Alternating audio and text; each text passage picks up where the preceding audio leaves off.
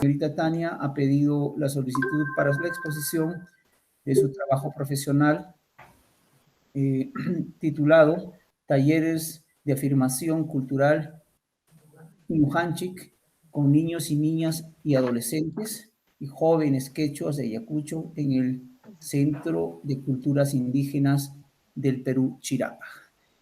Antes de darle la palabra en su exposición, voy a pedirle a la secretaria docente que lea la resolución de este acto. Adelante, profesora Vanessa. Gracias, señor decano encargado.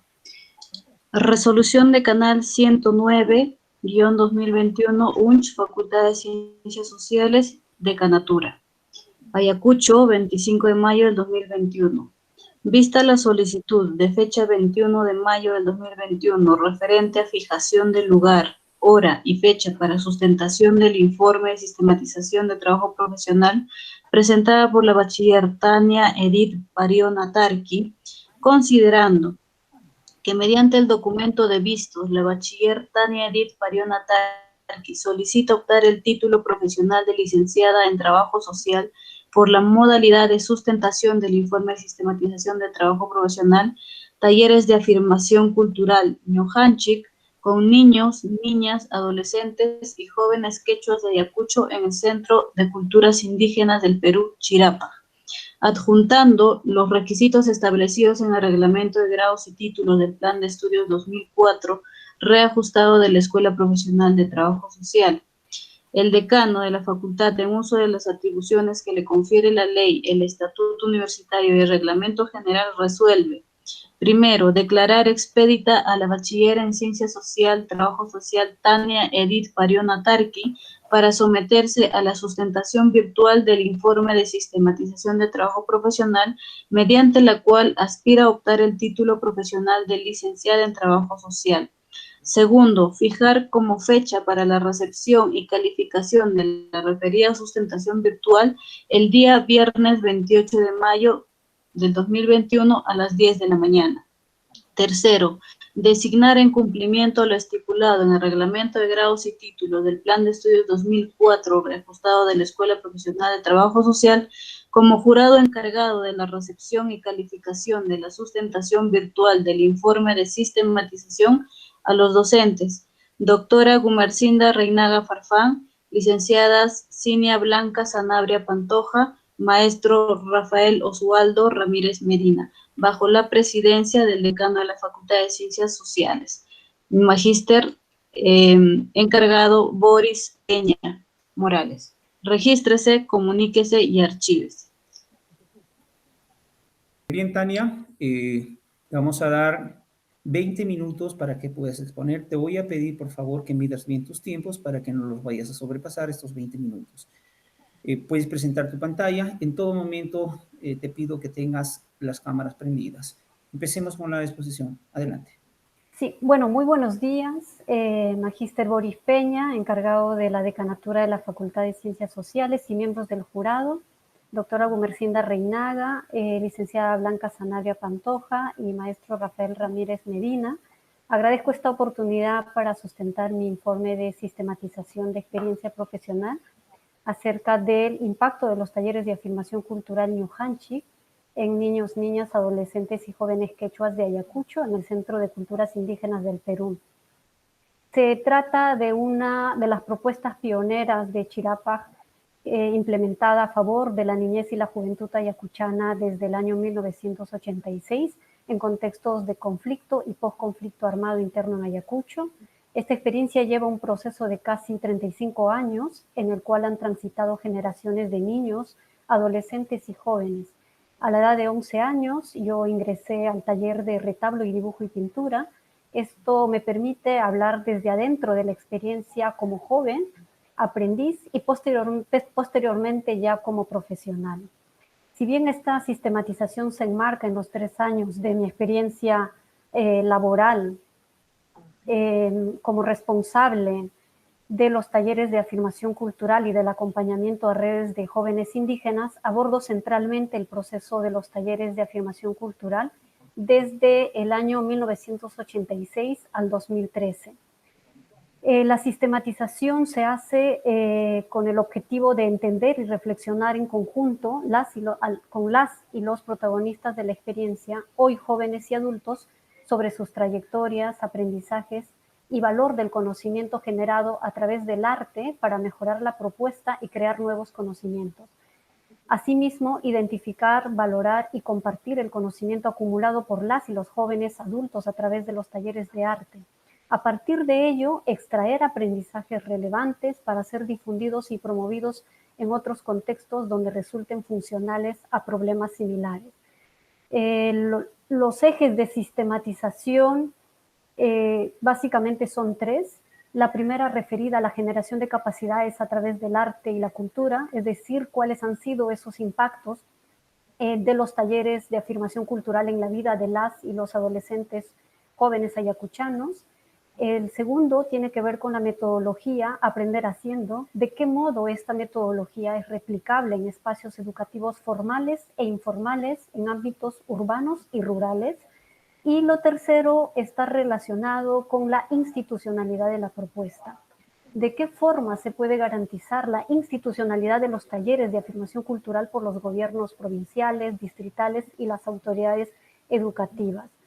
El marco conceptual que orienta el análisis de esta experiencia, en primer lugar y sustancialmente, tiene que ver con el enfoque de capacidades, conocido también como el enfoque de desarrollo alternativo a la perspectiva del PBI como indicador de desarrollo basado en crecimiento económico, y Amartya Sen define el desarrollo como un proceso de expansión de las libertades de que disfrutan las personas para llevar el tipo de vida que valoran y tienen razones para valorar. Y Sen plantea que si en lugar de centrar la atención solo en la pobreza de renta, la centramos en la idea más global de la carencia de capacidades, podemos comprender mejor la pobreza de las vidas humanas y las libertades a partir de una base de información diferente. El enfoque de interculturalidad es otro de los marcos conceptuales que utilizamos para esta sistematización. Catherine Walsh define la interculturalidad como el intercambio que se construye entre personas, conocimientos, saberes y prácticas culturalmente distintas, buscando desarrollar un nuevo sentido de convivencia en base a estas diferencias.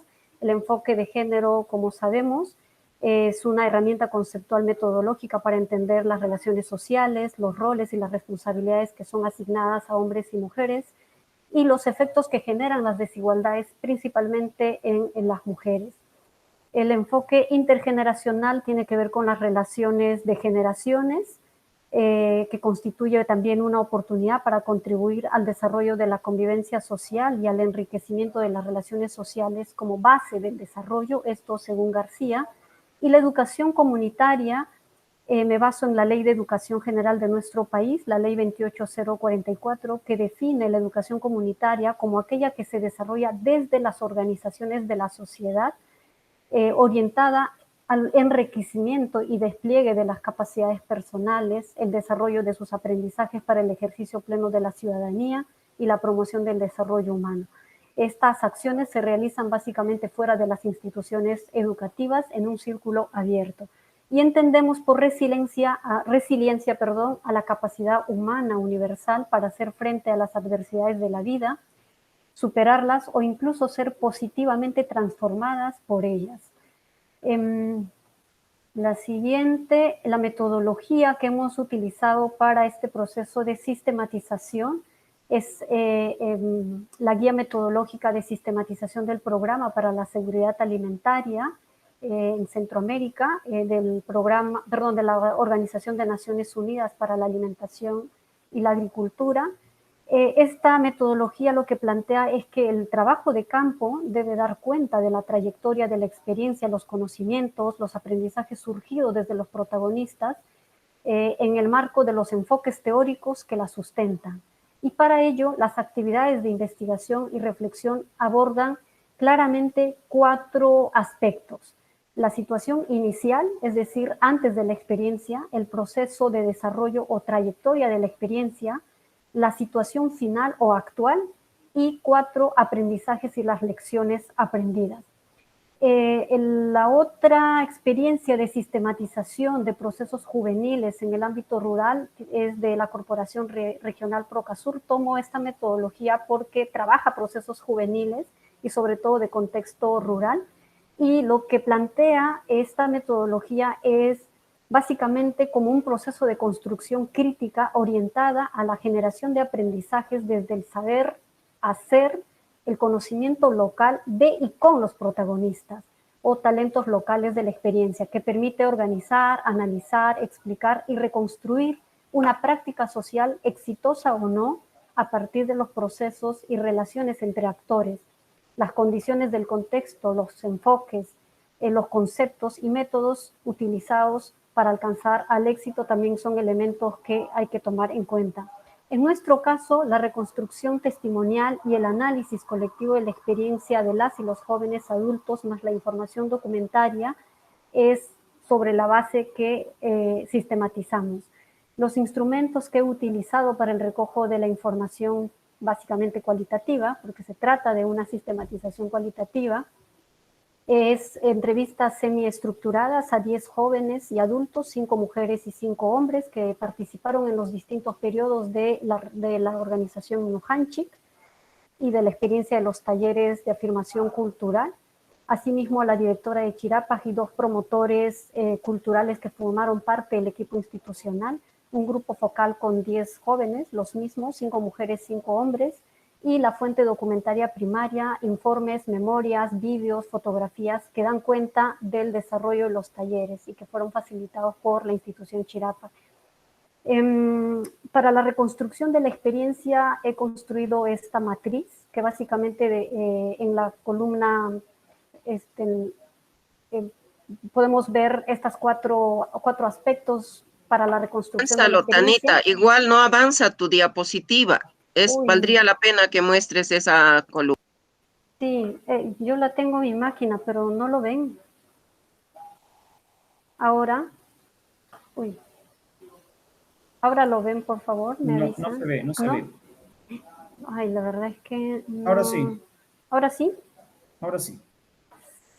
Ok. ¿Se ve la matriz completa? Sí, Tania, prosigue. De acuerdo. Ya, entonces, esta matriz lo que hace es ubicar los 4 aspectos que se considera para la sistematización, las preguntas claves que responden a estos aspectos y, por supuesto, la descripción de qué elementos queremos recoger de esta experiencia. La segunda matriz tiene que ver con el procesamiento de la información. Esta tiene una doble entrada. La primera entrada ubica los hallazgos en los 3 ejes críticos de la sistematización y las variables que hemos definido, y la segunda ubica las fuentes y técnicas de la información. Por ejemplo, para el primer hallazgo, que sería el primer eje crítico, ¿cuáles han sido los principales impactos de los talleres de afirmación cultural en la vida de las y los adolescentes y jóvenes de Ayacucho? Hemos definido 3 variables: la autoestima, el pensamiento crítico, actuar en colectivo, 4, liderazgo cultural, liderazgos culturales sociales. El segundo, que tiene que ver con la metodología aprender haciendo, la transferencia intergeneracional del arte como acervo cultural para la afirmación de la identidad, la relación entre la experiencia y los procesos educativos formales, es decir, la escuela, y en relación al funcionamiento en el ámbito urbano y rural. Y el tercer eje crítico, que más bien tiene que ver con la institucionalización de esta experiencia de talleres de arte. Las variables están relacionadas a la contribución de los niños y jóvenes a la comunidad a través del arte, el grado de relación de la experiencia con la currícula educativa y la gestión y sostenibilidad de la experiencia. Esto es una doble matriz, como decía, porque la segunda entrada más bien lo que hace es ubicar los instrumentos que hemos aplicado para hacer un análisis de información de forma diacrónica, es decir, cronológica de la experiencia, y sincrónica, o sea, simultáneamente a todo el proceso, entre esta matriz con la primera matriz presentada. Los hallazgos que hemos encontrado de la experiencia de los talleres de afirmación cultural se definen en 3 etapas, 3 grandes etapas. La primera etapa está referida a los talleres de afirmación cultural que inicia el año 1986 hasta el 90, se constituyen básicamente como un medio para superar los traumas y el impacto de la violencia política en los niños, niñas y adolescentes. Fueron espacios para la recuperación emocional y la identidad cultural a través de la transmisión de los conocimientos de las artes por los mayores, y los niños adolescentes que participaron de esos talleres acudían al comedor Adolfo Pérez Esquivel y Guarmacuya, iniciativas impulsadas por mujeres en trabajo colaborativo con ANFASEP, la Asociación Nacional de Familiares de Secuestrados y Detenidos del Perú, y Chirapas, que en ese entonces era encargada del soporte institucional. Los niños que participaron en esta primera etapa básicamente eran hijos e hijas de las socias de ANFASEP. La segunda etapa, en esta etapa que empieza el 90 hasta el 2003, se crea el programa Ñujanchik y se extienden los talleres hacia los barrios de las zonas periurbanas de Huamanga. Esta experiencia dio lugar a la réplica en el espacio comunitario de la zona rural, sobre todo en la comunidad de Pujas, en la provincia de Vilcashuamán. En este periodo también se validan 2 guías metodológicas, Tulpuni y Aymara Curo, el primero referido al arte, el dibujo y pintura, y lo segundo al telar en cintura. Estas fueron socializadas con los docentes de comunidades rurales a través de talleres, sobre todo extracurriculares, es decir, fuera de la currícula educativa, de lo que normalmente la currícula planteaba en ese entonces. Y el año 2002, un hecho que marcó el proceso de liderazgo que emerge de los talleres Ñujanchik es la constitución de la Organización de Niños, Niñas, Adolescentes, Jóvenes Quechua, que le pusieron Ñujanchik, en la misma denominación. La tercera etapa tiene que ver con la experiencia de Ñujanchik en el ámbito educativo a través del proyecto Aportes para una educación de calidad intercultural e inclusiva, que se enmarca en la política regional de educación intercultural bilingüe. Esta etapa es muy interesante porque se transita de la experiencia de barrios hacia el ámbito educativo formal, pero el año 2010 también es un hito importante que yo considero en esta línea de tiempo, porque los jóvenes impulsaron una iniciativa propia de tallar esculturas de piedra basadas en las iconografías waris para un parque público en el distrito de San Juan Bautista. Lo que indica es que la experiencia no solo se basa en recibir el conocimiento, sino en transformar el conocimiento en una oportunidad comunitaria. Aquí podemos observar las fotografías de esta línea de tiempo y cómo el proceso organizativo, por ejemplo, se empieza a consolidar con niños y jóvenes de estos barrios. Y también observamos el parque en donde se talla la escultura. ¿Cuáles son los elementos de innovación de esta experiencia? Aquí detallo sobre todo 3 aspectos.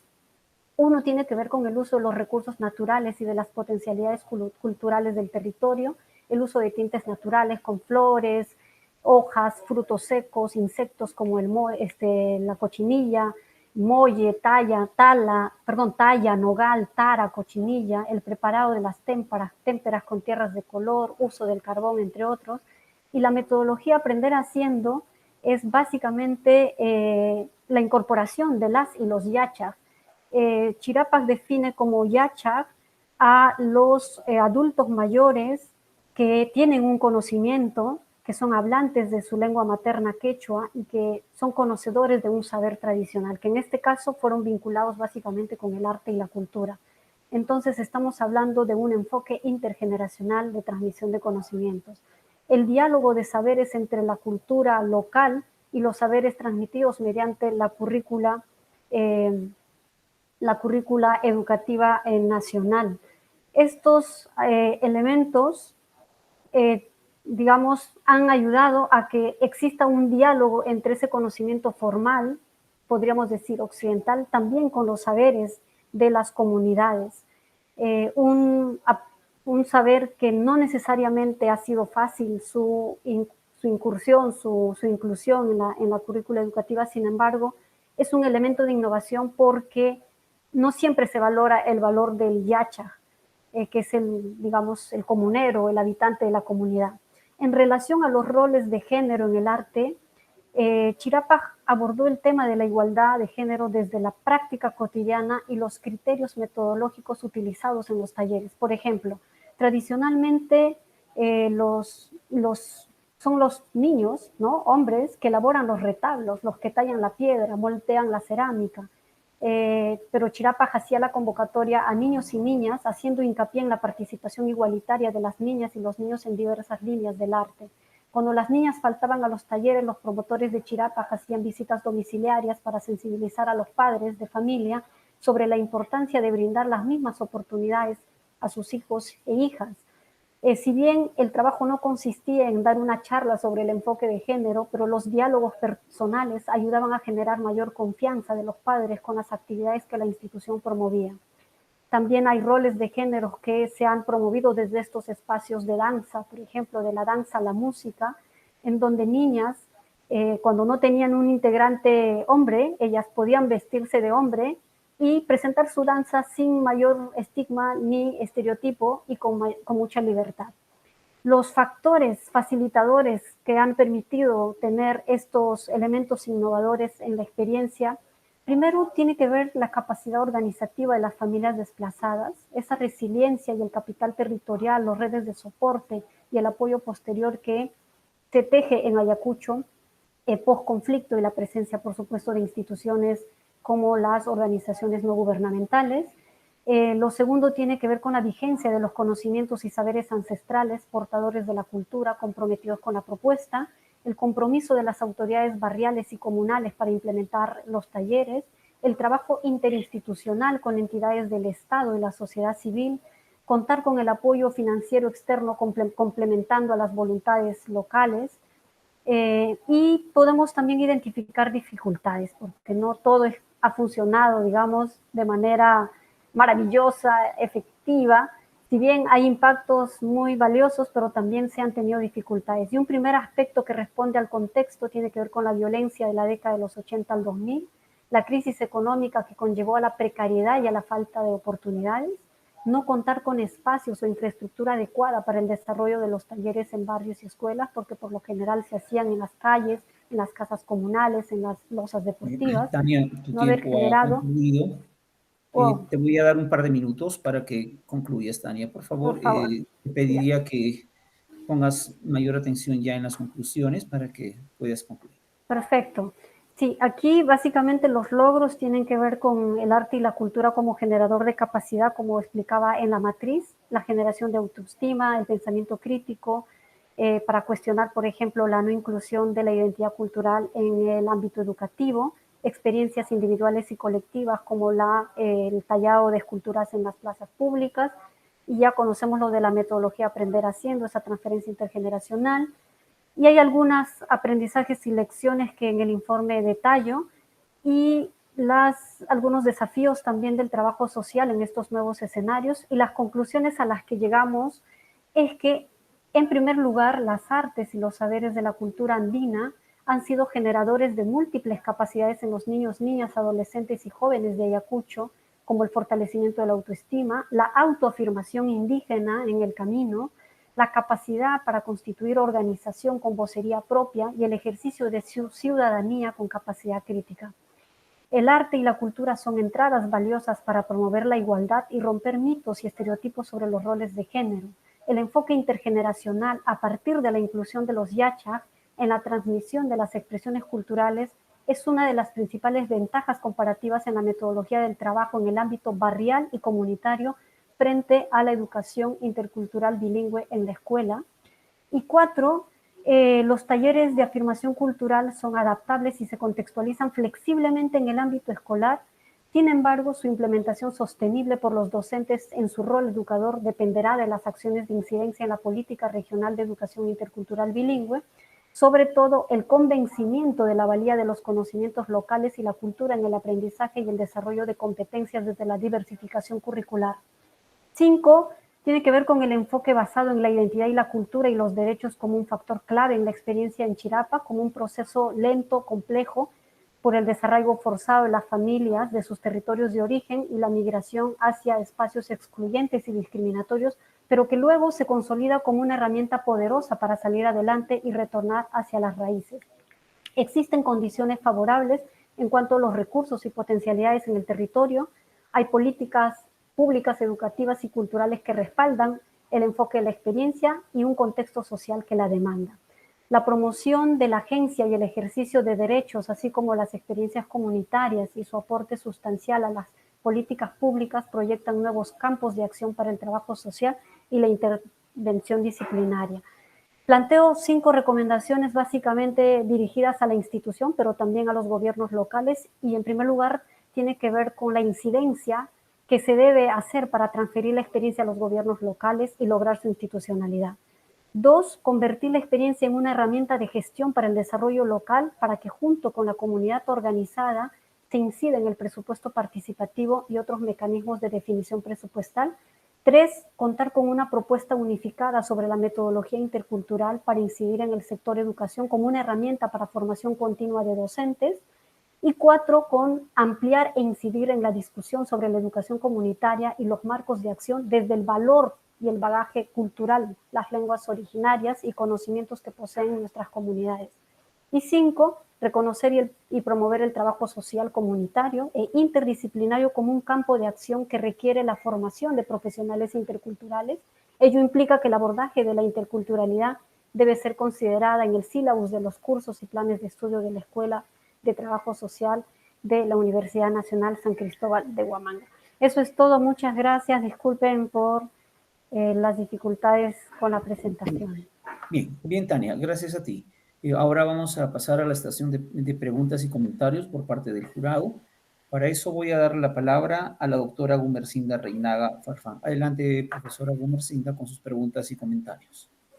Bueno, en primer lugar, Tania, felicitarte por esta experiencia tan valiosa que has podido trabajar y donde tú has sido actora casi desde el inicio. Entonces, una de mis primeras preguntas sería justamente, ¿cuáles son estos desafíos a partir de tu experiencia de sistematización? Hablabas de la agencia, hablabas, por ejemplo, estos aspectos que estamos trabajando, la resiliencia, el enfoque género, etcétera, para poder aplicar en trabajo social en el futuro. Sí, sí, profesora, muchas gracias por la pregunta. Efectivamente, creo que hay un escenario bastante interesante para el trabajo social en términos de ver el enfoque del desarrollo humano que concibe a las personas como agentes activos de cambio y no solo como receptores pasivos de prestaciones de servicios de políticas públicas. Y esto nos conlleva a plantear propuestas que no solo coberturen la necesidad básica, sino desde las oportunidades que se pueden generar si los actores sociales desarrollan una agencia para transformar sus realidades. También esto implica que las personas sean tomadas en cuenta, no como sujetos de asistencia, sino como sujetos de derechos.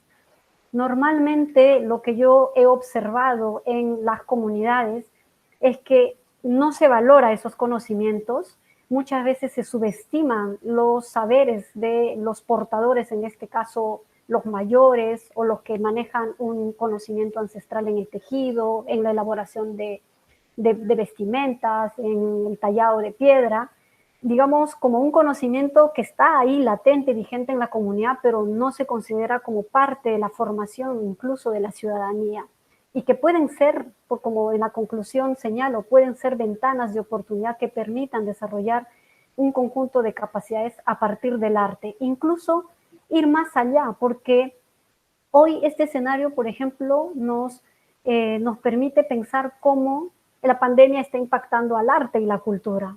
Y muchos portadores del arte hoy han tenido que recurrir a las plataformas virtuales para hacer conocer su arte y tener un mercado. Si bien nuestra sistematización no aborda la parte económica porque esa no fue el propósito, pero se proyecta en adelante que estas artes también sean generadoras de oportunidades económicas. Y bien los jóvenes, por ejemplo, de la experiencia, han podido brindar sus servicios enseñando danza, han podido brindar sus servicios tallando la escultura, algunos incluso dedicándose a la producción de retablos. No ha sido, digamos, en gran medida en la sistematización, en el informe menciono este aspecto porque, como digo, no fue un eje necesariamente de trabajo, porque además en ese tiempo la institución trabajaba con niños y cuando entró a la parte de la producción, incluso vino esta campaña contra el trabajo infantil y decían que podía ser una entrada para explotar a los niños. que puede ser discutible, pero en este caso es centrado sobre todo en estos 3 ejes críticos que tiene que ver con el desarrollo de capacidades humanas, ¿no? Ok. Una segunda pregunta tiene que ver con el enfoque de género, que es algo que aspiramos mucho. Yo sé que se ha aplicado, cómo se ha hecho, porque no necesariamente hay que hablar de género, pero yo veo en la práctica que se ha incorporado. ¿Y qué resultados ves en las relaciones, la mejora en las relaciones, por ejemplo, con los ex participantes?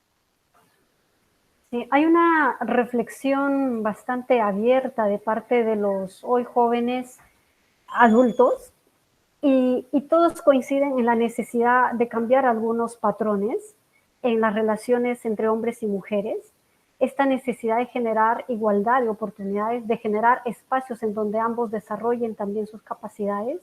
Hay una necesidad, por ejemplo, de considerar el trato igualitario desde el espacio familiar.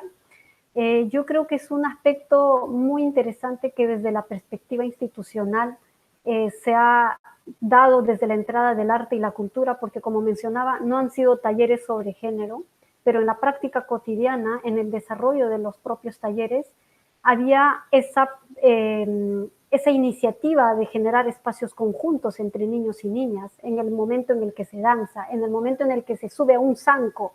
Normalmente los niños creen que las niñas tienen miedo de subirse a un zanco o que se necesita fuerza para tallar con el cincel la piedra de Huamanga, cosa que en el taller Ñujanchik los niños y las niñas han podido hacerlo de forma conjunta, sin ningún estigma. Al principio tal vez una de las participantes decía que yo pensé que no era capaz, pero cuando tallé me di cuenta que sí podía hacerlo, ¿no? Entonces creo que estos aprendizajes desde la práctica cotidiana y los aspectos culturales ayudan a abordar de forma contextualizada en realidades rurales, por ejemplo, porque la teoría del enfoque de género no es un traslado literal del concepto. Creo que ese es el gran desafío que tenemos también como trabajadoras sociales y es ver cómo se contextualiza de acuerdo a las formas propias de convivencia e identificando esos nudos de desigualdad. Y esos nudos de desigualdad pueden conducirnos a pensar en metodologías también desde el arte y la cultura, a pensar en metodologías como los roles de género.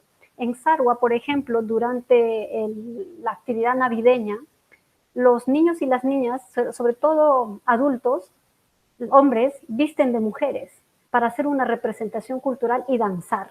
Y los niños están, por supuesto, siendo partícipes porque ellos también bailan. Pero, por ejemplo, ahí están haciendo un juego de rol. Consciente o no consciente, pero hay un juego de rol. Que creo que sería bueno tomarlo para promover una discusión, ¿no? Más en confianza, además al interno de la comunidad. Mi última pregunta. Efectivamente, leyendo tu trabajo, los testimonios son valiosos, que a los chicos les ha generado incluso posibilidades de ingreso, ser docentes en el futuro, el arte. Pero una cosa valiosa es que ha reforzado la identidad, la valoración de su cultura, que con las migraciones estaba surgiendo. Entonces, ahora, entendiendo que la cultura tiene un gran valor en el desarrollo, ¿no? Y toda esta gama de industrias culturales y todos estos cambios que se están dando, yo quisiera preguntarte, ¿cuál sería la aplicabilidad de esta experiencia de Ñujanchik en este contexto de crisis que está generando la pandemia y la pospandemia, que definitivamente está generando problemas de salud mental, situaciones difíciles, incluso agudización de violencia, ¿no? ¿Cuál sería la aplicabilidad y cómo acercar en este esfuerzo de institucionalización con la experiencia de Pensión 65 a través del programa el diálogo de saberes que he tenido la suerte de ver, por ejemplo, en Canarias y se han hecho en muchas comunidades, que sería valioso trabajarlo esto y cómo esto incluso puede ser abordado pues por nuestras alumnas de trabajo social en sus prácticas, ¿no? Sí, profesora Gumersinda, sin duda la revitalización del tejido social y la salud mental vienen siendo temas de discusión pública en el espacio académico, las instituciones y la sociedad civil. Y hoy tener capacidad de resiliencia es un recurso necesario para sobrellevar el dolor, las pérdidas humanas, incluso la pobreza, el hambre y el desempleo, además del estrés y la ansiedad que estos generan, y otros factores que nos ponen en condición de vulnerabilidad. Como recordamos, la experiencia de los talleres de afirmación cultural han sido medios para la sanación de los traumas post-conflicto armado. Hoy, la práctica y la experiencia de artistas, de artesanos, músicos, difusores culturales demuestran la gran valía de estos conocimientos como medios para sobrellevar la crisis y sus impactos. Pues quien elabora un retablo, está tejiendo, moldeando la cerámica, es posible que tenga mayor capacidad de resiliencia para enfrentar, por ejemplo, el aislamiento social, el encierro y todas las limitaciones que tenemos hoy para movilizarnos en una normalidad como la teníamos. En ese sentido, la experiencia de los talleres Ñujanchik sí pueden ser herramientas necesarias para este contexto de pandemia y pospandemia. Hay un desafío mayor a eso y tiene que ver cómo, por ejemplo, la conectividad, siendo una de las carencias fundamentales hoy en esta virtualidad de educación que tenemos incluso, se convierte en una demanda para engarzar con estas nuevas formas de generar aprendizajes a través del arte y la cultura. Por ejemplo, si un yacha se conecta en la virtualidad con los niños de la comunidad, si tuvieran todos el equipamiento de la tecnología, estarían aprendiendo, conociendo. Y esto no es raro porque ya algunos artesanos se han ido conectando desde la virtualidad para enseñar a pintar las tablas, para enseñar a bordar, para enseñar lenguas originarias incluso. Entonces, estas posibilidades creo que son iniciativas también valiosas, ¿verdad? La institucionalización. Este es un punto clave porque la preocupación de Chirapa en todos estos años es cómo esta experiencia queda en el tiempo, cómo la hacemos sostenible desde el involucramiento también comprometido de las municipalidades, los gobiernos locales, pero también desde el gobierno nacional. Y una experiencia, creo yo, muy interesante, positiva desde el Estado, tiene que ver con los diálogos de saberes de adultos mayores de pensión 65 con los niños y niñas de las comunidades. Esta primera intervención desde el Estado da cabida para pensar que es posible una institucionalidad, pero además experiencias de municipalidades hoy existen en la región.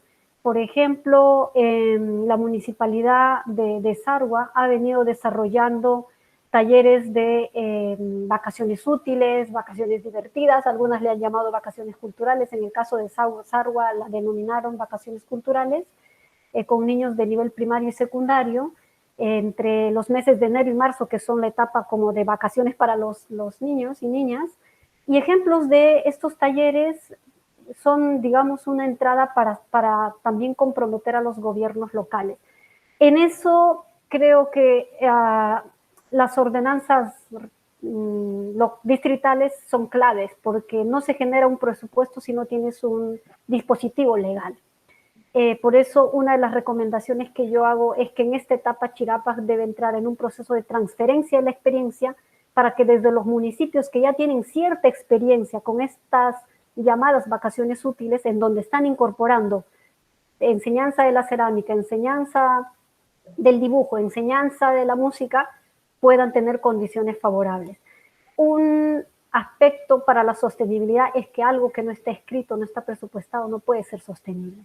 Entonces, creo que sí, esto es un desafío mayor, digo yo, mayor a la institución, porque hay que trabajar un proceso de incidencia comunitaria y he ahí el rol del trabajador social que genere condiciones y capacidad organizativa en una comunidad para apropiarse de esa potencialidad local, ya sea en arte, en conocimiento, en cultura, y hacer esta incidencia participativa, ¿no?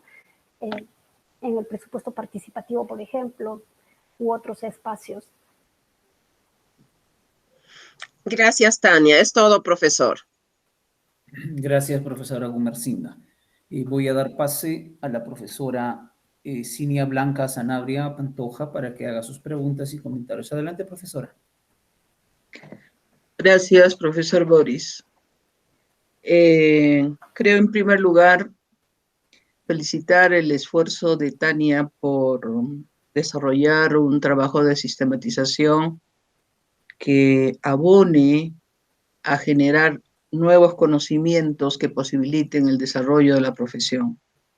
Entonces, por ahí a mí me da la impresión que hay un aporte importante, pero que no está terminado de trabajarla y quizás podría trabajarse más adelante, quizás en un artículo científico que podría hacerse o que sirva para difusión, ¿no?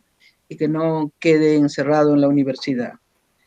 Me daba la impresión que hay un esfuerzo significativo en la metodología de la sistematización, que eso es importante, pero sin embargo hay desde mi percepción, una debilidad, me parece todavía, sobre la mirada en el desarrollo humano. Me gustaría preguntarte cuáles son las principales capacidades desarrolladas en niños y niñas por los talleres de afirmación cultural Ñojanchik que lo hicieron en tiempos pasados, y cómo esas capacidades, potencialidades se encuentran en la actualidad, o sea, sobre el impacto, ¿cierto? Entonces me gustaría que se centre un poco sobre las capacidades. Esa es mi primera pregunta, Tania. Muchas gracias, profesora Blanca. Muy importante la pregunta. Yo valoro que lo haya hecho ahora, porque el arte sí ha sido un medio para el fortalecimiento de la autoestima, como decía. En algunos casos ayudó a que las y los adolescentes jóvenes manejaran situaciones de adversidad, es decir, generar resiliencia y adquirir seguridad de sí mismos para expresar sus creaciones, sus sentimientos, opiniones, puntos de vista sobre las relaciones de género y seguridad para la toma de decisiones. Una de las jóvenes mencionaba que si no hubiera llegado a los talleres de afirmación cultural, hoy se sentiría incapaz de cuestionar cómo en su familia, por ejemplo, los tratos son diferenciados, o cómo sería, digamos, ella como madre que tiene ahora 2 niños, y que ella más bien desea que existan espacios de esta naturaleza para que sus niños crezcan también aprendiendo desde el arte, la cultura, aprendiendo otros aspectos que son como los que impactan, ¿no? Cuando uno es parte de estos grupos colectivos, ¿no? Por otro lado, una de las capacidades que resaltan también tiene que ver con la socialización con sus pares y con otros entornos. Por ejemplo, a partir de la organización que constituyeron, pudieron conectarse con otras redes juveniles, participar de foros internacionales, de espacios de intercambio, afirmar su identidad cultural con mayor seguridad, valorar su lengua materna, incidir en sus entornos familiares y sociales también, porque como sabemos la identidad, y sobre todo la identidad indígena, no necesariamente está siendo apropiada o no está haciendo que la gente se apropie de ello para afirmarlo, al contrario, hay una negación. Tanto así que una de las jóvenes decía que el arte y la cultura también pueden servir para generar estas relaciones más humanas, más horizontales, y cuestionar los tratos discriminatorios, porque se está hablando de un saber de la comunidad, no es un saber de fuera. Entonces, estas reflexiones, por ejemplo, en la línea de Nussbaum, de Marta Nussbaum, estas capacidades potencian desde esa interacción con el entorno social, también el entorno familiar, el entorno institucional, y estos accesos de oportunidades también generan que en los niños y adolescentes construyan su propio camino de reflexión en su identidad, por ejemplo. Cuando abordamos el pensamiento crítico, hoy las opiniones y valoraciones que tienen los jóvenes sobre la diversidad cultural y su rol en la educación como medio para la inclusión es uno de los aspectos que reiteradamente fueron señalados con énfasis. Tienen que ver, por ejemplo, con la comprensión de las visiones de mundo y el valor que tienen estos espacios institucionales. Los participantes, por ejemplo, han referido a la valía del arte y su influencia en la formación personal y de ciudadanía. han cuestionado el abordaje de la identidad cultural como ausente en el sistema educativo.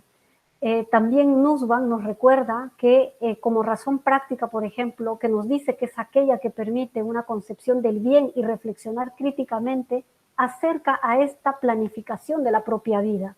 En ese sentido, los actores sí identifican barreras, dificultades, pero sobre todo se plantean desafíos y alternativas para sus proyectos de vida.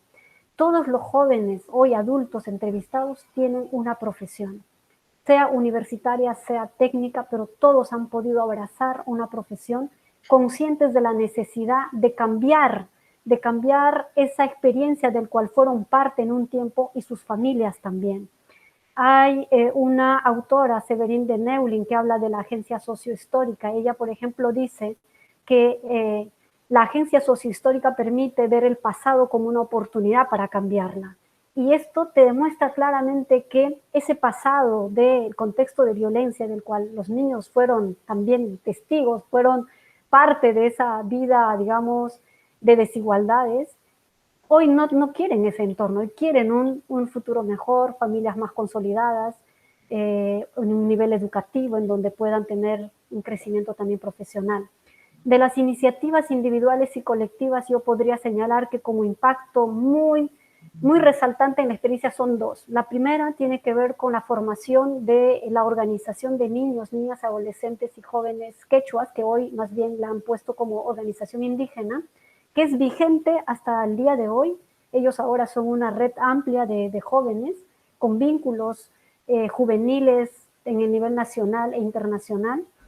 Hay, por supuesto, una nueva generación que sería la cuarta generación, que ya yo no he podido abordar ese aspecto, sin embargo lo menciono, pero que son parte de esta experiencia. Y lo segundo tiene que ver con, por ejemplo, el hecho de que los jóvenes manejen una técnica de arte, les permite investigar sobre los orígenes de la danza, como lo hacía uno de ellos que participó de los talleres de danza, y que él podía sobrevivir enseñando danza, y que él quería seguir investigando sobre la naturaleza de la danza. Y la actividad comunitaria, tallado de la escultura en un parque público, desde su iniciativa propia, es algo que ha dejado, digamos, por un lado asombrado a la institución, porque no estaba prevista en el proyecto, pero que esto permite pensar en cómo desde el arte y la cultura no necesariamente pueden estar centradas las capacidades en arte y cultura, sino que tienen, digamos, una forma de impacto en la formación personal, en la visión. Tenemos, por ejemplo, a Sergio Guamaní, de la primera generación. Sergio hoy es abogado, litigante, retablista. Hasta el día de hoy da talleres de teatro con los niños de zonas periurbanas. Y su propósito es evitar que los jóvenes incursionen en las pandillas juveniles o vayan por el mal camino, como él dice, ¿no? Entonces, estamos hablando de un ciudadano que ha sido parte de esta experiencia, ha formado un nivel de conciencia crítica y sigue abrazando una opción por el arte, ¿no? Gracias por la respuesta. La segunda inquietud que me preocupa, o más que preocupa, quizás no suficientemente expuesta en la exposición, es referente si hay una experiencia interesante de desarrollo de capacidades, cómo hacer la incidencia, qué niveles, qué aspectos, qué elementos tendríamos que tener en cuenta para lograr la incidencia en políticas de gestión pública o de políticas a amplio nivel, ¿cierto? Desde la mirada, obviamente, de trabajo social. Sí. Primero, entender que el trabajo social que venimos desarrollando, sobre todo es interdisciplinaria, tanto en el sector público y privado. Y las experiencias que adquirimos nos permiten desarrollar un conjunto de acciones, desde diagnósticos participativos, la gestión de proyectos, proponer lineamientos, agenciar también acercamientos con autoridades, decisores, actores sociales, establecer conexiones interinstitucionales. Todos estos aspectos son fundamentales para la construcción de una política pública y desde los actores también para trascender en el campo del conocimiento y las capacidades vivenciales, técnicas y operativas. En relación a la institucionalidad de los talleres de afirmación cultural, como decía hace un momento, se requiere de la movilización protagónica de los actores. Y esto implica que desde el trabajo social definamos, por ejemplo, estrategias, los mensajes, la identificación de aliados, el trabajo articulado con la comunidad, con las autoridades comunales, visibilizar y logros y testimonios de esta experiencia que tengan voz pública para la incidencia. Un decisor de políticas públicas va a comprometerse con la iniciativa en tanto ve que esto tiene fines y tiene resultados y tiene un impacto en el desarrollo social.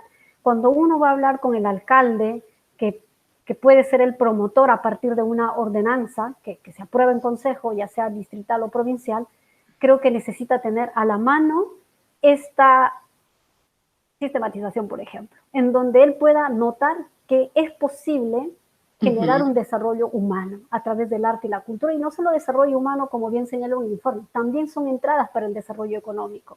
Y lo segundo ya tiene que ver con, lo segundo digo porque creo que lo principal es que la movilización de los actores va en primera línea. Sin una incidencia colectiva participativa, puede quedar también la institucionalidad solo en el papel. Y la idea es que padres, adultos mayores se involucren en la experiencia, porque ellos van a ser los que van a participar transfiriendo sus conocimientos. Digo la segunda porque también Chirapas como institución que tiene ya en esta experiencia de los talleres de afirmación cultural más de 30 años, sí requiere asumir un rol distinto. Un rol más bien de transferencia de la experiencia, un rol de acompañamiento en la instalación de esta experiencia, incluso valorizar económicamente cuánto podría costar tener un taller de retablo por un año en tiempos, digamos, vacacionales o semanales, porque a la autoridad edil hay que ir con presupuesto. Entonces, por eso decía en las conclusiones que esta experiencia puede permitir generar una herramienta de gestión ante presupuesto participativo. Este proceso, sin duda, implica intervención del trabajo social junto con otros profesionales que puedan sumar también desde sus competencias, llámese comunicadores, por ejemplo, para la incidencia pública, salida en medios, un antropólogo social, por supuesto que sí, para entender la parte cultural, para hacer los estudios más históricos sobre las artes, y otras profesiones, psicología para ver el tema de la salud mental, para hacer las pruebas psicológicas, que antes incluso en Chirapac se hacía, y también en el informe señalo, como parte incluso de las estrategias que utilizaron para saber si efectivamente el arte estaba también generando estos cambios en la salud psicoemocional de los niños. Eso, profesora Blanca, creo que no es una experiencia concluida, o sea, no es que llegó al éxito. Creo que más bien esta experiencia permite abrir nuevos campos de acción para el trabajo social, pero también nuevos campos de intervención institucional público-privada, pensando que esta es una experiencia desde una organización no gubernamental, pero que transfiere al Estado, a una entidad como los gobiernos regionales o locales, en este caso a nivel distrito, ¿no? Finalmente, Tania, ¿quién debería de ser el actor principal o los actores principales para la incidencia? ¿Por qué esta experiencia no trasciende, siendo importante, siendo interesante? ¿Qué falla? ¿Qué falta? Sí, yo creo que es una pregunta también muy importante. Yo señalaría hasta 4 actores. En el informe creo que lo menciono también, y uno tiene que ver con, primero, las comunidades, ya sean barrios o comunidades rurales. Pero es la organización, La ¿cierto? organización, así es, la organización. Pero un segundo actor tiene que ver con los decisores. Alcaldes que no conocen la experiencia, no están sensibilizados en el tema, no están proyectando un desarrollo humano más allá de solo asfaltar calles o poner un campo deportivo como única opción de recreación, pues no va a caminar. Y un tercer actor tiene que ver también con los propios portadores del arte. Es decir, ya no solo pensando en los yachas, que son los padres, los abuelos, sino también los artistas que salen de la Escuela de Bellas Artes, que también lo menciono en el informe, que pueden ser también portadores de arte, que no fueron a la Escuela de Bellas Artes, pero que aprendieron del padre, del abuelo, y que hoy manejan un arte, que pueden ser artistas nacionales o internacionales, como también en la experiencia se pudo tener a 2 escultores de la Escuela de Escultura de Vermont de Estados Unidos, enseñando otras técnicas a los estudiantes. Es decir, esto puede ser una red mucho más amplia que movilice a los portadores de arte y cultura, tanto del nivel local como de otros niveles, ¿no? Como por ejemplo el nivel internacional, que hoy por hoy, digamos, están mucho más conectados también con países como el nuestro. Y el cuarto, yo creo que la experiencia viniendo de Chirapa es un desafío para la institución pensar en una proyección más de sostenibilidad. Exacto. Ya no volver a hacer talleres por hacer, sino pensar la sostenibilidad transfiriendo esto a los gobiernos locales. La única manera de quedar dentro de la estructura del plan de gobierno local es que el gobierno local lo adopte como una experiencia válida, bajo una ordenanza regional, perdón, distrital si fuera distrital, un presupuesto anual estipulado de tal forma que no se recurre a ver quién tiene para cubrir esto, porque cuando Chirapa desarrolló la experiencia, sí recurría a voluntades locales, por ejemplo, el municipio de San Juan Bautista, cuando los jóvenes decidieron tallar la escultura, la municipalidad puso refrigerios, cargador frontal para llevar las piedras, materiales que se necesitan, lijas y otros instrumentos, y se comprometió, y esa es, digamos, una experiencia positiva con los municipios, pero no siempre los municipios, tanto de zona rural como urbana, tuvieron esa proactividad. Eso hay que señalar y lo digo en el informe. En la experiencia ha habido un rol poco activo de las municipalidades. Sobre todo fueron los presidentes barriales, comunales e instituciones públicas los que se sumaron. Entonces aquí hay un doble esfuerzo que se tiene que hacer, porque si no ha habido municipios involucrados, activos, excepto el de San Juan Bautista, el reto es mayor, porque son municipios que van a empezar a conocer la experiencia apenas. Sin embargo, hay que recoger estas experiencias de las vacaciones útiles, que ya algunos municipios han tomado como una propuesta municipal y lo vienen implementando. O sea, hay factores que se convierten en ventanas de oportunidad. No es que sean imposibles o fuera de alcance. Creo que hay posibilidades que pueden permitir encaminarlo. Claro, son las organizaciones de la sociedad civil las que tienen que hacer la incidencia para que los gobiernos locales, los gobiernos nacionales puedan cambiar de la mentalidad infraestructuralista, ¿verdad? Eso creo que es importante. Finalmente, de carácter formal, creo que se te fue, precisar el periodo de sistematización en el título de la sistematización y uniformizar para a la secretaria docente, no es solo talleres de afirmación, sino es impacto de los talleres de afirmación que habría que precisar y corregir también. Gracias, profesor Boris. A usted, profesora Blanca. Bien, enseguida doy pase al profesor Rafael Osvaldo Ramírez Medina. Adelante, profesor, para que haga sus comentarios y preguntas. Gracias, profesor Boris. Para no perder la relación de la última respuesta ante la pregunta de la profesora Blanca, que tiene que ver con los actores decisores,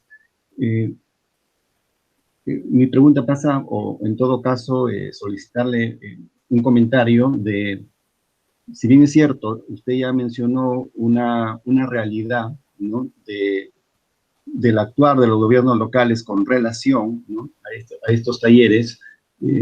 ¿Usted por qué cree que los gobiernos locales, luego de tantos años, no asumen ese compromiso, esa responsabilidad o hasta obligación, ¿no?, para con la sociedad, de acoger justamente estos talleres como prácticas de afirmación cultural y lo plasmen, como usted también mencionó, en un marco normativo ¿no? Y que permita aprovechar, que no se pierda esa experiencia acumulada y darle, por supuesto, la institucionalidad y la sostenibilidad a esas experiencias. ¿Es solo por desconocimiento o hay algo más de fondo como falta de voluntades? Sí, muchas gracias, profesor Rafael. Yo creo que tiene que ver con tres aspectos. La primera, con la visión de desarrollo que se tiene sobre el territorio. Normalmente creemos que la gestión pasa por desarrollar obras públicas, asfaltados, costo-beneficio, ¿verdad? Invierto en esto y voy a ganar, ¿y qué gano? Es como la aceptación de la población. Si es que construyes una losa deportiva, una carrera, o asfaltas carreteras, centro de salud, son demandas, por supuesto, válidas, pero la visión sobre el territorio queda muy reducida, porque, como digo en el informe, un primer elemento para que esto pueda tener una gestión pública hacia la sostenibilidad es hacer un mapeo de los saberes existentes que hay en el territorio. ¿Qué cuenta el territorio? A ver, tiene de arte el tejido de mantas, tiene recursos naturales como la arcilla, tiene tejedores en la zona, tiene un centro, no sé, un centro de adultos mayores, que a partir de pensión 65, ahí están, y ellos tienen un conocimiento, son sujetos con conocimiento. Si la autoridad edil hace este mapeo del territorio y sus recursos, sus potencialidades, es posible que su visión de desarrollo se amplíe más allá de solo de ejecución de obras. Y lo segundo tiene que ver con la gestión municipal, porque, como decíamos también, una propuesta para ser sostenible debe contemplarse desde la institucionalidad dentro de la estructura o dentro del programa de gobierno. Si no cuenta con un presupuesto y está planificado, se puede convertir en una experiencia casual, ¿no? Temporal, por ahí, porque alguien tuvo una voluntad o simplemente no hay nada. Y lo tercero, coincido con lo que usted menciona, profesor Rafael, con la voluntad. Creo que las voluntades, los compromisos son muy importantes. Cuando hacemos incidencia política siempre abogamos a la voluntad. Señor, tenga usted la voluntad de convocar, tenga usted de escuchar a los que están demandando esta propuesta o a los que están planteando esta alternativa. Y no siempre se tiene la voluntad. Creo que estos tres aspectos son importantes. Sin duda implican a que nosotros y nosotras desde el trabajo social también pensemos en nuevas formas de incidencia. Hoy no es posible hacer incidencia sin los actores. O sea, la gente tiene que estar organizada, tiene que empoderarse, apropiarse de eso que es una potencialidad y que puede permitirle generar mejores condiciones de vida. Incluso los propios niños que hoy tienen cierto protagonismo desde las escuelas, ¿no? Con los, por ejemplo, los alcaldes, líderes escolares. La escuela siempre está vigilante de lo que hacen sus autoridades. Creo que estamos en un contexto totalmente diferente al tiempo de los 80, 90, en donde había muchas carencias, muchas limitaciones. Algunas siguen todavía carencias, digamos, vigentes, pero hay capacidad demostrada. Y Ayacucho es la cuna de la artesanía. Ayacucho es una de las regiones con más de 10 líneas artesanales, le dicen, pero yo creo que son artes milenarias, porque las tablas de Sarwa no es un arte que se aprende en universidad o en un centro académico, es un arte heredado de generaciones. La cerámica y la tabla, que además ha sido declarada como patrimonio cultural inmaterial. Entonces, estos conocimientos tienen que ser valorados, ¿no? Y yo justamente me baso en el enfoque del desarrollo humano porque nos ayuda a entender esas otras dimensiones del desarrollo. Y no solo pensar que es el crecimiento económico o que la gente tenga plata en el bolsillo para decir que está en desarrollo. Que hay otras dimensiones del desarrollo que cubren, por ejemplo, como la ciudadanía, el bienestar, la capacidad para tener pensamiento crítico, para ser proactivos, para cambiar un escenario, el acceso a oportunidades, ¿no? Me quedo con algunas expresiones de usted, de esta última respuesta. Arte, ¿no? Y que no solo tengan plata en el bolsillo. El arte como, este, como un elemento ya genético, ¿no? En nuestra población ayacuchana, y el que no solo tengan plata en el bolsillo, pero si no es determinante, sí es importante. Le digo esto porque quiero redondear, ¿no? El próximo comentario que le voy a solicitar y tiene que ver con el arte como actividad económica. Usted mencionó que en su sistematización no era el fondo, ¿no? Pero el hecho de que no sea el fondo no significa que pierda relevancia. Permítame pedirle una opinión que tal vez trascienda, que pueda desbordar el plano de su sistematización. Me leí su sistematización y le confieso que necesito darle una lectura más por la gran cantidad de información ¿no? que usted plasma en ella, es muy rica, pero también intenté acercarme a algunos testimonios, ¿no? Justamente de personas involucradas en estos talleres. Y escuchaba el testimonio de uno de los asistentes a estos talleres y que actualmente tiene una profesión, por decirlo, convencional, ¿no? Y entre otros aspectos, él se mostraba, pues, agradecido que en aquella época de pocas personas apostaran por los niños, ¿no? Y que usted también lo menciona en su sistematización. Decía que inicialmente ellos lo tomaban como un juego, ¿no? Pero que en algún momento se dieron cuenta, pues, que jugar no es un juego, ¿no? Y también se fueron dando cuenta que les servía como una terapia y posteriormente, y a esto quiero llegar, a una buena forma de ganarse temporalmente la vida. ¿Y qué más importante que ganarse la vida económicamente haciendo lo que a uno le gusta, ¿no? Y recibiendo un pago por ello, ¿no? Este aprendizaje ha servido para que muchos de ellos puedan afrontar sus estudios universitarios y tengan actualmente esa profesión. Mi pregunta pasa, ¿por qué si estos niños, estos adolescentes, ante situaciones de adversidad, pudieron reponerse y afrontar la vida como artistas, como escultores, y van logrando conocimiento para hacerle frente temporalmente a la vida? ¿Por qué tenemos y continuamos con una educación oficial, me refiero, que nos lleva a que a los 17 años nuestros jóvenes salgan del colegio y no tengan un conocimiento para afrontar la vida? De ahí que escuchamos reiteradamente, con secundaria no eres nada. Bien, muchas gracias además por leer con precisión el informe y adentrarse en el testimonio que plasmamos.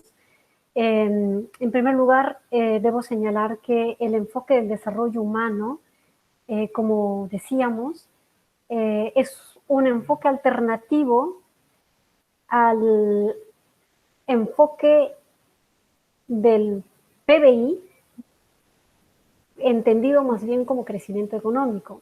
Para el desarrollo humano, el PBI o la renta o la plata es un medio, no es el fin. Es un medio es un medio fundamental en tanto eso me brinda a mí bienestar, condiciones de salud, condiciones de vivienda, por supuesto, y otras necesidades.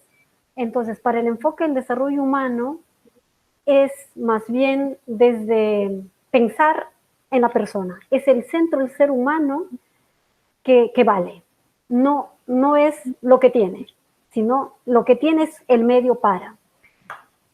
Digamos eso como partida. Sin embargo, no es que piense lo contrario a los aspectos que bien usted ha señalado. Me parece clave entender en ese sentido. Y es que la actividad económica del cual algunos niños que pasaron por esta experiencia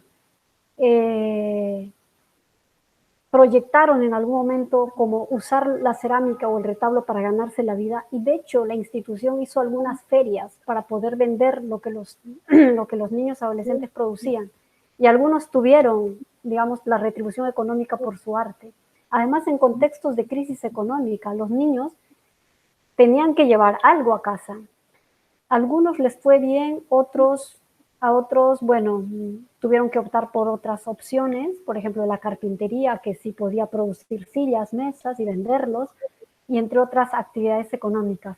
Pero el solo hecho de entender que más allá del juego, el arte y la terapia, hay una necesidad básica no cubierta, que creo que son las condiciones en las que muchas familias ayacuchanas hoy están. Incluso teniendo el saber, el conocimiento del arte, no siempre estas familias tienen las condiciones mínimas cubiertas, ¿no? Como por ejemplo, si tienen para pagarse una universidad, si tienen para tener conectividad digital, ¿no? Si tienen para hacer una maestría más, si es que ya son profesionales. Eso es totalmente comprensible y por eso creo yo que el enfoque del desarrollo humano es sustantivo para emprender estas nuevas formas de generar economía local inclusive. ¿Por qué los adolescentes que vivieron esta situación de adversidad y pudieron reponerse para afrontar la vida, hoy, digamos, mantenemos un sistema educativo en donde la secundaria no te permite seguir escalando? O sea, solo con la secundaria y con lo que uno adquiere en la secundaria no son suficientes. Yo creo que esto parte por hacer una lectura crítica también al sistema educativo, a los contenidos y al enfoque de la educación. Ayacucho tiene más de 70% de población quechohablante y la política educativa que se vino implementando, más que la que hoy entendemos por educación intercultural bilingüe, fue la educación convencional pensada en un sentido monocultural y monolingüístico. Por eso es que hoy nuestros niños, niñas, adolescentes carecen de algunos, digamos, de algunos dominios respecto a la lectura, a la escritura, incluso del propio idioma y también del castellano. Entonces, no entender las características socioculturales y lingüísticas de una región pueden conducirnos a entender la educación desde un enfoque solamente funcional. Aprender a leer y escribir, y lo suficiente. Y eso, considerando que a veces tenemos también dificultades en estos aspectos. Entonces, yo sí creo que considerando la experiencia del arte y la cultura, la educación también tiene que tomar en cuenta más allá de solo lo cognitivo, solo conocimiento. Conocimiento, digamos, como el que normalmente aprendemos desde los libros, desde lo que se nos transmite, sino también pensar en esos otros conocimientos que están en el territorio, como el arte, la cultura, la medicina, la literatura. Yo desde mi experiencia profesional, pero también, digamos, como activista en el ámbito cultural, puedo decir que el territorio tiene mucha riqueza, incluso que puede ser un campo positivo, bien aprovechado desde la academia, en el sentido de que los propios actores podemos ir investigando lo que tenemos en el territorio. Podemos generar literatura andina desde los cantos, la poesía que hay en el territorio. Si los niños aprendieran, por ejemplo, a identificar los saberes andinos en relación al calendario agrícola, podríamos tener otra visión de desarrollo territorial. En la tercera fase de la experiencia, que más bien se ciñe al proyecto Aportes para una educación intercultural e inclusiva, en el cual tuve un desempeño como promotora de derechos indígenas, y también menciono en el informe, es justamente eso, que el arte, cuando entra a las aulas, no es solo para que los niños aprendan a hacer una cerámica o a tejer, sino a identificar en ese tejido colores, formas, combinaciones. Cuando van a preparar el teñido, por ejemplo, desde la química, cómo funciona la combinación de la cochinilla con el nogal, cómo funciona el nogal si le pones ácido cítrico, limón, cómo funciona la contabilidad para hacer los curos. Los curos son como los diseños que se hacen en las mantas, por ejemplo. ¿Cuántas hileras vas a contar para hacer un zorro? Que es una imagen que aparece en las mantas. o para hacer el alacrán, que también aparece en las mantas. Entonces, estás desarrollando no solo arte, el arte te está permitiendo desarrollar psicomotricidad, te está también permitiendo desarrollar matemática, te está permitiendo tener conocimiento y capacidad espacial cuando visitas tu comunidad a recoger las plantas. O sea, es un conocimiento y una educación que va más allá de las aulas, pero también de lo que entendemos como conocimiento. Entonces, yo sí creo, profesor Rafael, que su pregunta es muy valiosa, muy importante, porque como desde un enfoque como el del desarrollo humano, que además tiene una mirada crítica frente a las carencias económicas, que si bien son visibles, notorias en nuestras regiones, pueden haber oportunidades y posibilidades de construir una política educativa totalmente contextualizada y que dignifique a los sujetos. Gracias por su respuesta. Es todo, profesor Boris. Gracias, profesor Rafael. Bien, Tania, de esta manera hemos terminado con esta estación. Te vamos a pedir que momentáneamente te retires del aula, porque los miembros del jurado tienen que deliberar y evaluar tu exposición y tu defensa.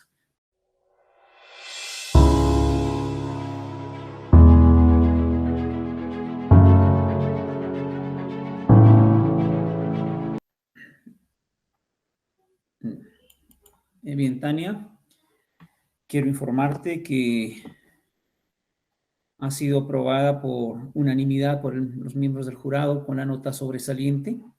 Su defensa y su sustentación ha sido un acto sobresaliente, como nos informa el jurado. Bien, enseguida voy a invitar a la profesora Vanessa, secretaria, para que dé lectura al acta correspondiente. Adelante, profesora. Gracias, señor decano.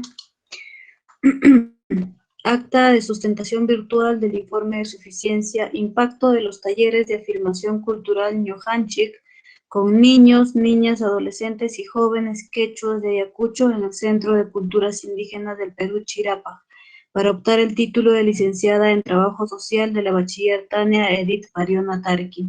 En la ciudad de Ayacucho, siendo las 10:05 del día viernes 28 de mayo del 2021, se reúnen en la sala de reunión del Google Meet el magíster Boris Peña Morales, en representación del decano de la Facultad de Ciencias Sociales, los docentes miembros del jurado de la facultad, la doctora Gumersinda Reinaga Farfán, licenciada Cinia Blanca Sanabria Pantoja, maestro Rafael Oswaldo Ramírez Medina, y la secretaria docente, magíster Luz Vanessa Guinea Pérez, encargados de la recepción y calificación de la sustentación virtual del informe de suficiencia, impacto de los talleres de afirmación cultural Ñujanchik con niños, niñas, adolescentes y jóvenes quechuas de Ayacucho en el Centro de Culturas Indígenas del Perú, Chirapa, con la cual pretende optar el título profesional de licenciada en Trabajo Social.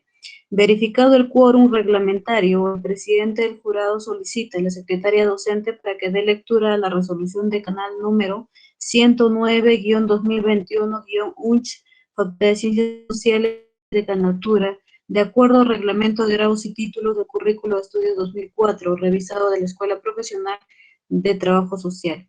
Culminada la lectura, el presidente del jurado dispone que la bachiller inicie con la sustentación y le recuerda que tiene 20 minutos para tal fin.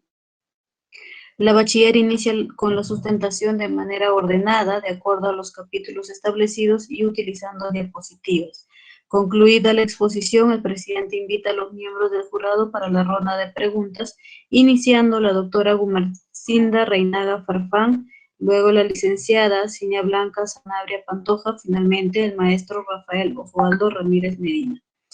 El presidente del jurado, luego de la defensa del informe, da por finalizada la sustentación y solicita a la bachiller que abandone la sala de reunión de Google Meet para iniciar con la deliberación y poder emitir la calificación correspondiente. La secretaria docente recepciona vía correo electrónico las hojas de calificación enviadas al inicio del acto académico y consolida la información. Aprobada por unanimidad y con nota satisfactoria o sobresaliente, la señorita Tania Edith Pariona Tarqui El presidente del jurado informa a la sustentante el resultado de la calificación aprobatoria y le hace llegar las felicitaciones que corresponden. De la misma forma, los miembros del jurado calificador. El acto concluye siendo las 11:28 de la mañana, firmando en señal de conformidad el presidente del jurado y la secretaria docente. Gracias.